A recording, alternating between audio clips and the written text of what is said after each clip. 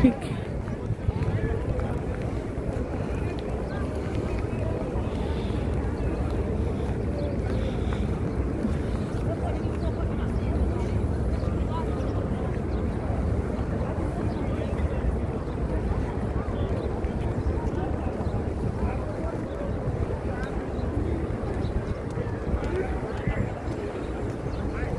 আমরা সবে মাত্র ফজর নামাজ শেষ করে আমি 303 নম্বর গেটের দিকে এগোচ্ছি। আর আমার নবীর রওজা ঠিক সামনেই।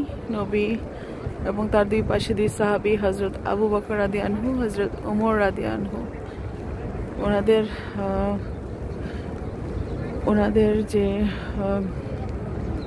রওজা মোবারকে যে গম্বুজ দেখা যাচ্ছে।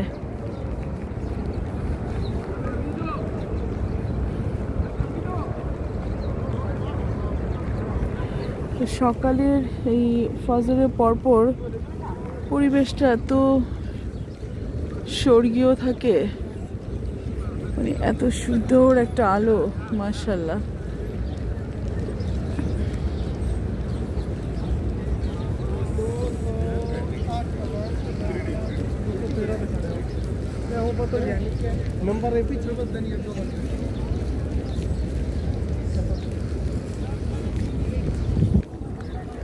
তো এত সুন্দর একটা স্বর্গীয় অনুভূতি চারপাশে, আমার নবীর একদম কাছাকাছি আমি, মাশাআল্লাহ। আর সব কিছু মিলিয়ে সকালের সূর্য উদয়ের ঠিক আগের যে লাল আভা প্লাস রাতের যে লাইটগুলো আছে, যে ছাতাগুলো, মদিনার যে ছাতা, মিনার, সব কিছুর লাইটিং মিলিয়ে এক অদ্ভুত পবিত্র একটা পরিবেশে তৈরি করেছে। অদ্ভুত একটা আধ্যাত্মিক অনুভূতি যেন মনের মধ্যে জেগে ওঠে। মনে হয় যেন আমরা দুনিয়ার অন্য কোনো স্বর্গীয় দুনিয়াতে বাস করছি। আলহামদুলিল্লাহ, এই সময়টা এদিকে একজোট মহিলা জড়ো হয়ে ওরা কি করছে, সম্ভবত ওরা ওমরা গ্রুপে আসছে, ওদের মোয়াল্লেম কিছু বলছে মনে হয়।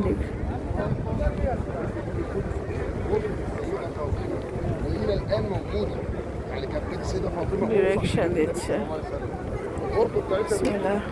প্রিয় নবীজি হযরত মুহাম্মদ সাল্লাল্লাহু আলাইহি ওয়াসাল্লাম রওজা। আসসালামু আলাইকুম ইয়া রাসূলুল্লাহ, আসসালামু আলাইকুম ইয়া হাবিবাল্লাহ।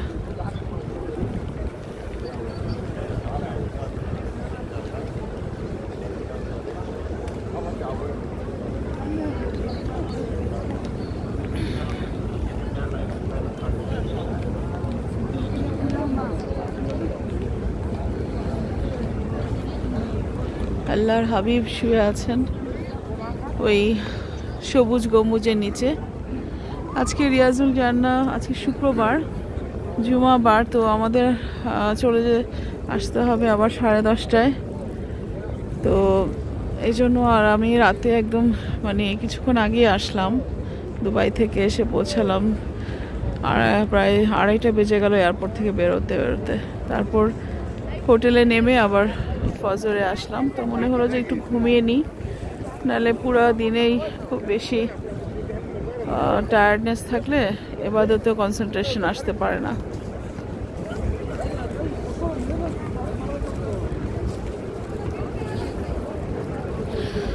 তো আলহামদুলিল্লাহ ফজর নামাজ আদায় করলাম, কিন্তু প্রচণ্ড ঠান্ডা, এত ঠান্ডা আর উইন্ডি, মানে টেম্পারেচার দেখাচ্ছে 11 কিন্তু ফিল লাইক 7-8 এরকম।